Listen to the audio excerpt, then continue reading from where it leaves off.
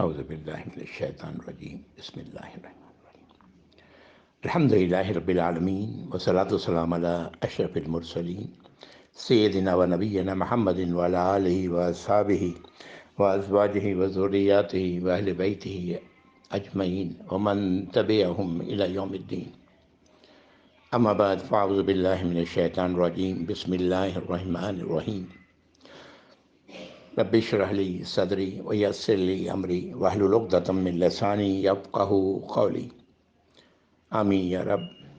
السلام علیکم ورحمۃ اللہ وبرکاتہ۔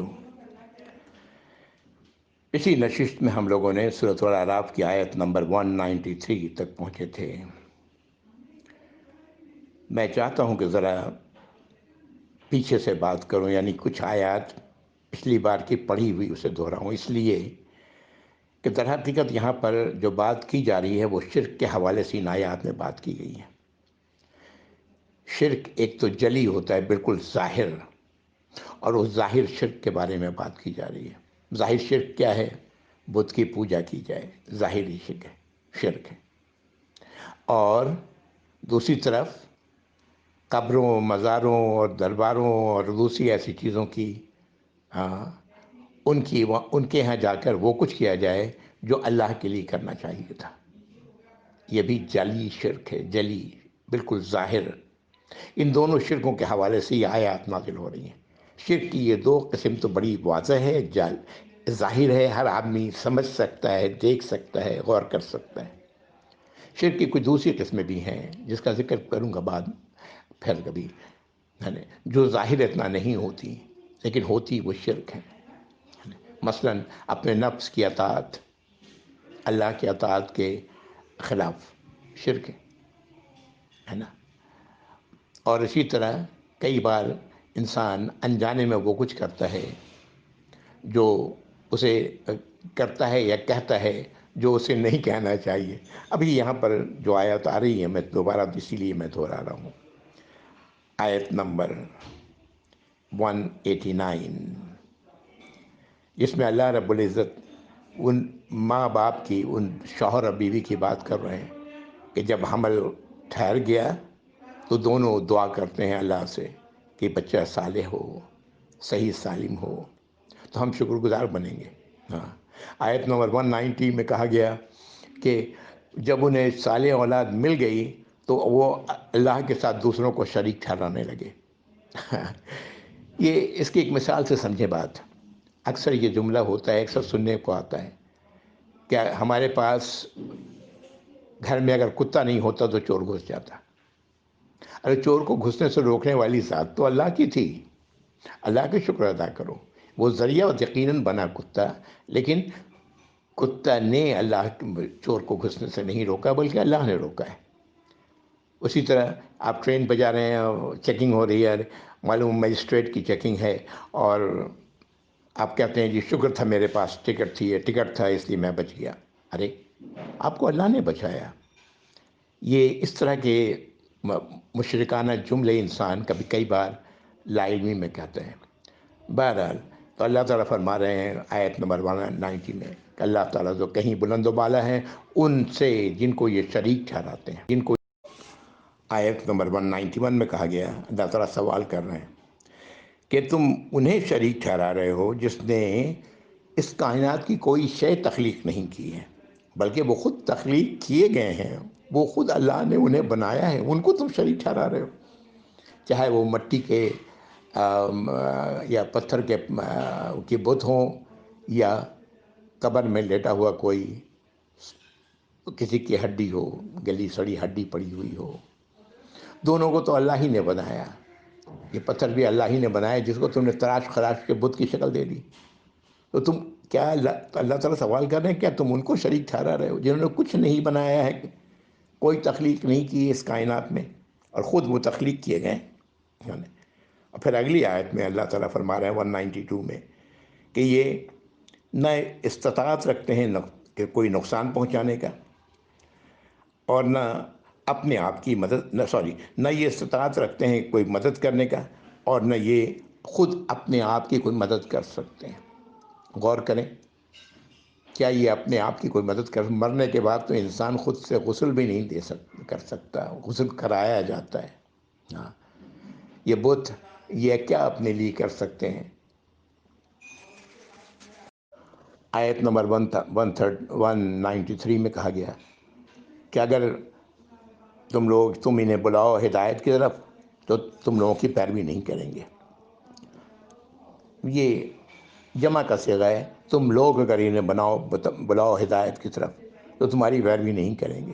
ان کے لیے تمہارے لیے برابر ہے کہ تم انہیں بلاؤ یا نہ بلاؤ، خاموش رہو، دونوں برابر ہیں۔ یہ آیت نمبر 193۔ جیسا کہ میں نے پچھلی بار بھی کہا تھا، یہاں پر اشارہ نبی کریم صلی اللہ علیہ وسلم کی طرف بھی ہے اور ان تمام لوگوں کی طرف ہے جو ایمان والے ہیں۔ اب آئیے آیت نمبر 194 اور غور سے سنیں ان آیات کو۔ اعوذ باللہ من الشیطان الرجیم۔ ان الذین تدعون من دون اللہ عباد امثالکم، بے شک تم لوگ جنہیں اللہ کے علاوہ، اللہ کے سوا پکارتے ہو، وہ غلام ہیں تمہاری طرح کے۔ ہاں، فدعوہم، تو انہیں پکارو، فلیستجیبوا لکم، تو انہیں چاہیے کہ تمہارے پکار کا جواب دیں، ان کنتم صادقین، اگر تم سچے ہو۔ یہاں پر 100% جس کی طرف اشارہ کیا جا رہا ہے وہ ہمارے بزرگ ولی اللہ اور داتا اور غوث، دوسرے تمام ایسے لوگ جن کی قبروں کی پوجا کی جاتی ہے، وہاں پر جا کے عبادت کی جاتی ہے، وہ کچھ کیا جاتا ہے جو اللہ کے لیے کیا جاتا ہے۔ اب اگلی آیت سنیں، آیت نمبر 195۔ الہم ارجل یمشون بہا، کیا ان کے پیر ہیں جس سے وہ چلتے ہیں؟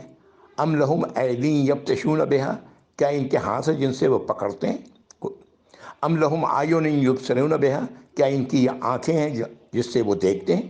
ام لہم اذان یسمعون بہا، کیا ان کے کان ہیں جس سے وہ سنتے ہیں؟ قل ادعوا شرکاکم، بلا لو اپنے شریکوں کو، ثم کیدون، پھر جو بھی چال چلنی ہے چلو، فلا تنظرون، اور ذرا بھی مہلت نہ دو۔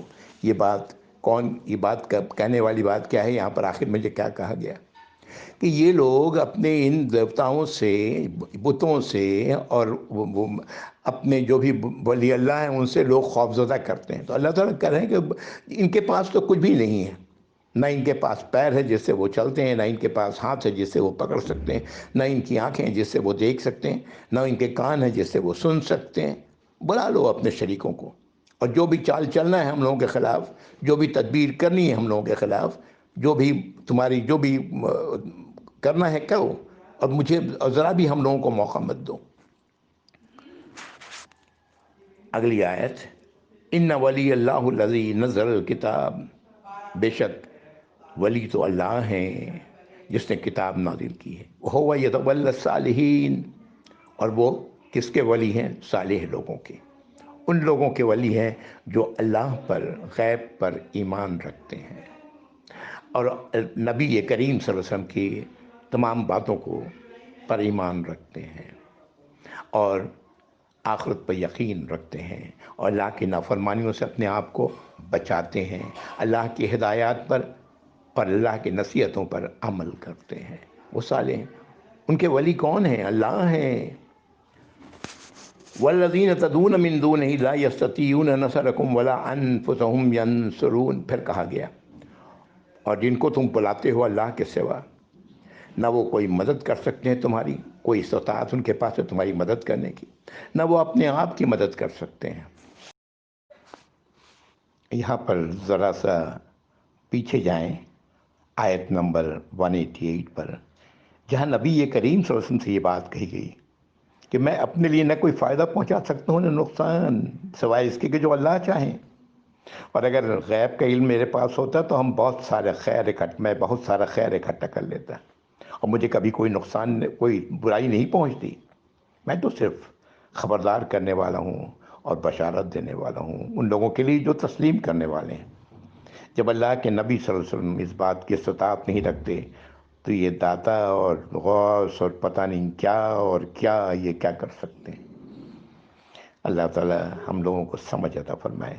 اس سے بڑی حماقت کوئی نہیں ہے، اس سے بڑی احمقانہ حرکت اور کوئی نہیں ہو سکتی ان لوگوں کے لیے جو ان کھلی کھلی شرک میں مبتلا ہوتے ہیں.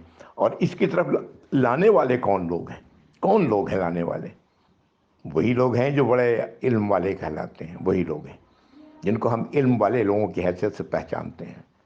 استغفر اللہ ثم استغفر اللہ. اللہ تعالیٰ ہم سب کو سمجھ عطا فرمائے. اللہ تعالیٰ ہم سب کو سمجھ عطا فرمائے یا رب العالمین. ہر اس شخص کو جو لا الہ الا اللہ محمد رسول اللہ کہتا ہے. اور پھر غور کریں اصل میں ہوتا کیا ہے. اس شرک کی دکان کے پیچھے جو لوگ ہوتے ہیں وہ ہیں جو فائدہ اٹھا رہے ہوتے ہیں.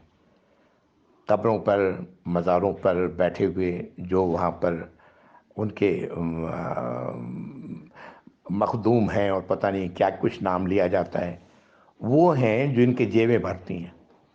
یہ بتوں کی پوجا کرنے والے ہندوؤں کے لیے، ان کے لیے پنڈت ہیں، پروہت ہیں جو ان کی جیبیں بھرتی ہیں.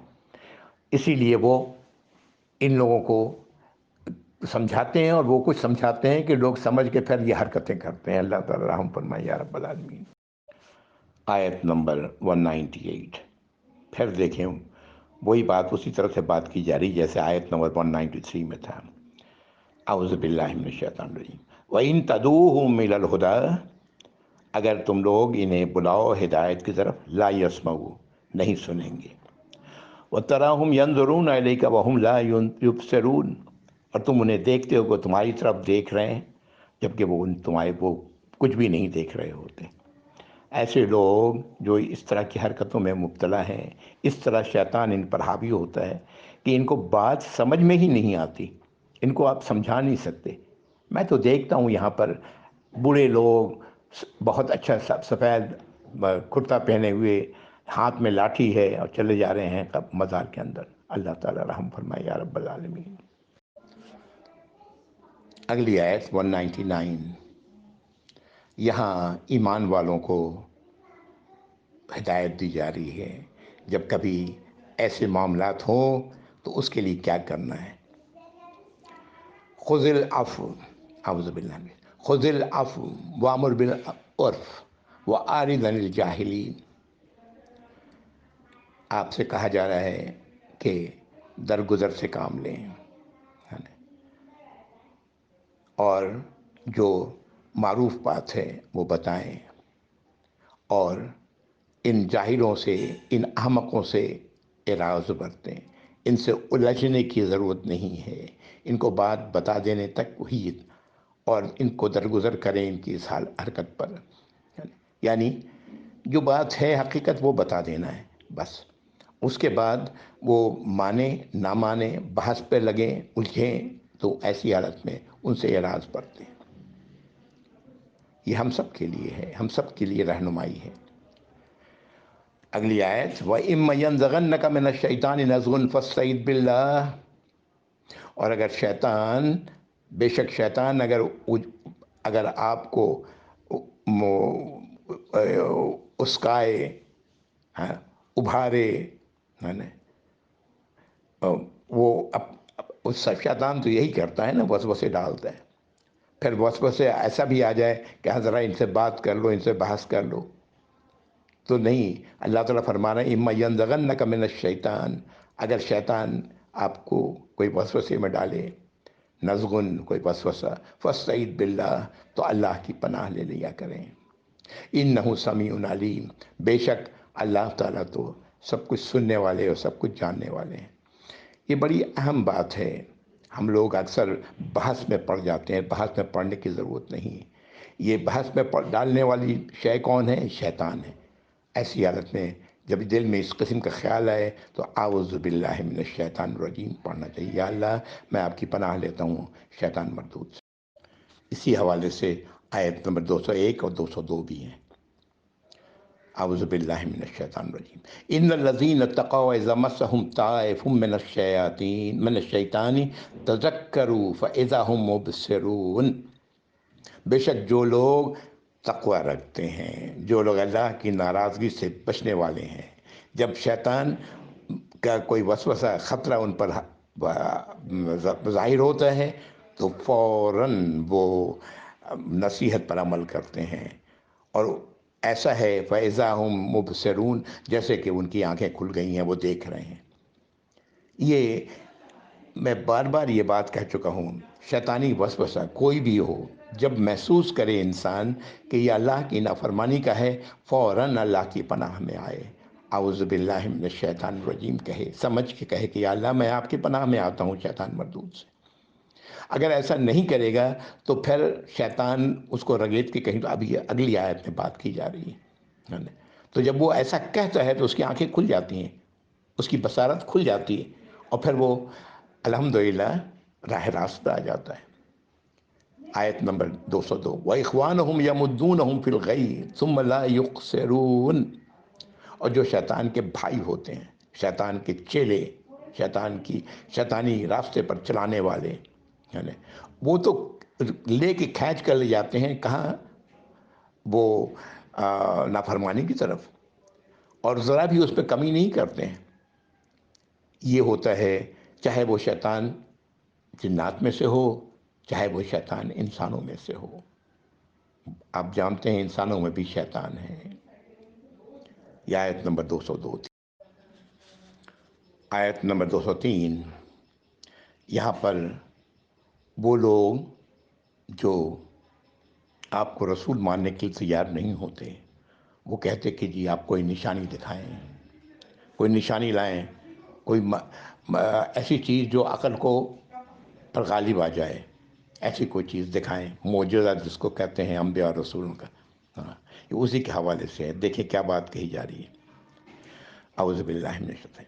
وَإِذَا لَمْ تَأْتِهِمْ بِآیَةٍ قَالُوا لَوْلَا اجْتَبَیْتَهَا، اور جب آپ کوئی نشانی نہیں لا کے ان کے پاس لے کے آتے ہیں تو یہ لوگ کہتے ہیں کہ یہ کیوں نہیں یہ کوئی معجزہ لے کے آتے۔ قُلْ إِنَّمَا أَتَّبِعُ مَا يُوحَىٰ إِلَيَّ مِن رَّبِّي، کہہ دیں کہ میں تو پیروی کر رہا ہوں اس چیز کی جو میرے رب کی طرف سے وحی کی جا رہی ہے۔ هَذَا بَصَائِرُ مِن رَّبِّكُمْ، یہ آنکھیں کھول دینے والی ہے تمہارے رب کی طرف سے ہے۔ وَهُدًى وَرَحْمَةٌ، اور ہدایت اور رحمت ہے، لِقَوْمٍ يُؤْمِنُونَ، ان لوگوں کے لیے جو ایمان لائیں۔ جو ایمان نہیں لائیں گے ان کے لیے تو کچھ بھی نہیں ہے یہ، ہے نا۔ یہ آیت نمبر 203۔ آیت نمبر 204 میں انہیں کہا جا رہا ہے جو لوگ ان ایسی چیزوں میں پڑے ہوئے ہیں، ان سے کہا جا رہا ہے۔ ہاں، غور کریں کیا کہا جا رہا ہے، وَإِذَا قُرِئَ الْقُرْآنُ فَاسْتَمِعُوا لَهُ، تو جب قرآن پڑھا جائے تم پر تو غور سے سنو، وَأَنصِتُوا، اور خاموش رہو، لَعَلَّكُمْ تُرْحَمُونَ، تاکہ تم پر رحم کیا جائے۔ یہ قرآن ہے، اللہ کی آیات ہیں جو عقل کو جھنجھوڑ کر رکھ دیتی ہیں۔ پچھلی آیت آپ نے دیکھی کس طرح عقل کو جھنجھوڑ کے سامنے رکھ دیتی ہیں۔ ہاں، کہ تم جس کے پیچھے لگے ہوئے ہو، جس کی تم عبادت کر رہے ہو، جس کو تم نے الہ بنایا ہوا ہے، وہ تو کسی لائق نہیں ہے۔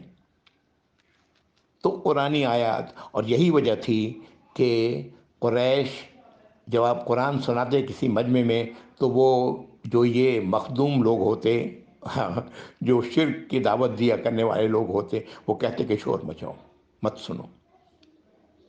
اس آیت کو ہم لوگوں نے اپنے لیے بھی لیا ہے۔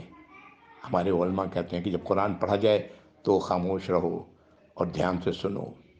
بات یہ ہے کہ ہمارے لیے، ہم لوگوں کے لیے تو یہ ہے ہی نہیں۔ کیوں؟ اس لیے کہ قرآن پڑھا جب جا رہا ہوتا ہے تو وہ تو کچھ سمجھ میں تو آ نہیں رہا ہوتا۔ یہ تو ان کے لیے ہے جو قرآن سن رہے ہیں اور سمجھ رہے ہیں، ان کے لیے ہے۔ اسی لیے مشرکین کہتے تھے آپ کو ساحر، کہ آپ کا کلام ایسا ہے کہ لوگ مسحور ہو جاتے ہیں، آپ کی بات میں آ جاتے ہیں۔ بہرحال یہ آیت مکی ہے، اور یہ اسی حوالے سے نازل ہوئی جو میں نے آپ کو کہا۔ ان سے کہا جا رہا ہے کہ جب قرآن پڑھا جائے تو سنو، دھیان سے سنو اور خاموش رہو، تاکہ تم پر رحم کیا جائے۔ رحم کیا ہے؟ تم کو نصیحت، تم اللہ کے ہدایت پر کو سمجھ سکو اور صحیح راستے پر آ سکو، یہی تو رحم ہے اللہ کی طرف سے۔ آیت نمبر 205 اور 206 پر یہ صورت مکمل ہو رہی ہے۔ 206 کے آخر میں سجدہ تلاوت ہے، اور سجدہ تلاوت پر سجدہ کرنا مشروع ہے، یعنی ہماری شریعت کا حصہ ہے۔ سجدہ تلاوت پر سجدہ کرنے کے لیے باوضو ہونا ضروری نہیں، جس حال میں بھی ہو اس حال میں سجدہ کیا جا سکتا ہے، بلکہ یہاں تک کہا جاتا ہے کہ جس رخ پر بھی ہو اس رخ پر سجدہ کر لو، یہ بھی کہا جاتا ہے۔ بہرحال ہمارے لیے تو قبلہ ہے، تو کوشش کرنی چاہیے کہ قبلہ رخ ہو کر سجدہ کیا جائے۔ انشاءاللہ میں بھی سجدہ کروں گا، اور یہ ہر اس شخص کے لیے ہے جو ان آیات کو سن رہا ہے وہ سجدہ کرے۔ آیت نمبر 205، وَاذْكُرْ رَبَّكَ فِي نَفْسِكَ تَضَرُّعًا وَخِيفَةً وَدُونَ الْجَهْرِ مِنَ الْقَوْلِ بِالْغُدُوِّ وَالْآصَالِ وَلَا تَكُن مِّنَ الْغَافِلِينَ۔ اپنے رب کا ذکر کرتے رہو اپنے اندر، اپنے آپ میں، ہے نا، کیسے؟ عاجزی کے ساتھ، خاموشی کے ساتھ، بغیر اونچی آواز کے، صبح اور شام، اور غفلت میں پڑنے والوں کی طرح مت ہو جاؤ۔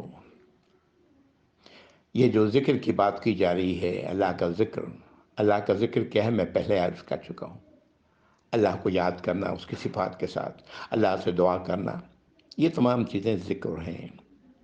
تو دعا کرنے کا طریقہ بتایا جا رہا ہے کہ اپنے آپ میں دعا کرو، یعنی خاموشی کے ساتھ اور عاجزی کے ساتھ، بغیر اونچی آواز کے، صبح اور شام۔ صبح اور شام محاورہ ہے، یعنی ہر وقت، ہر وقت اللہ سے کی صفات کو یاد کرنا، اللہ کی صفات، اللہ کی آیات کو سمجھ کے پڑھنا، اللہ سے دعا کرنا، یہ ایک ایمان والا ہر وقت کرتا رہتا ہے۔ یاد کریں آیت نمبر 55 اسی صورت کی ہے، جس میں کہا گیا کہ دعا کرو عاجزی اور خاموشی کے ساتھ، اور حد سے نکل جانے والے نہ بنو۔ لیکن افسوس، آج ہر فرض نماز کے بعد دعا کی جاتی ہے، بلند آواز میں دعا کی جاتی ہے، ہاں، اور ہم انتظار میں ہوتے ہیں، ہم یہ سمجھتے ہیں کہ نماز مکمل نہیں ہوئی جب تک کہ دعا نہ کی جائے۔ نبی کریم صلی اللہ علیہ وسلم کبھی بھی فرض نماز کے بعد اس طرح اجتماعی دعا آپ نے کبھی نہیں کرائی ہے، اس کی کوئی شریعت میں کوئی دلیل ہے ہی نہیں۔ اور آج حالت یہ ہے، میں تو دیکھتا ہوں جنازہ اگر ہوتا ہے آ جائے مسجد میں تو جنازے کی نماز نہیں پڑھی جاتی اس وقت تک۔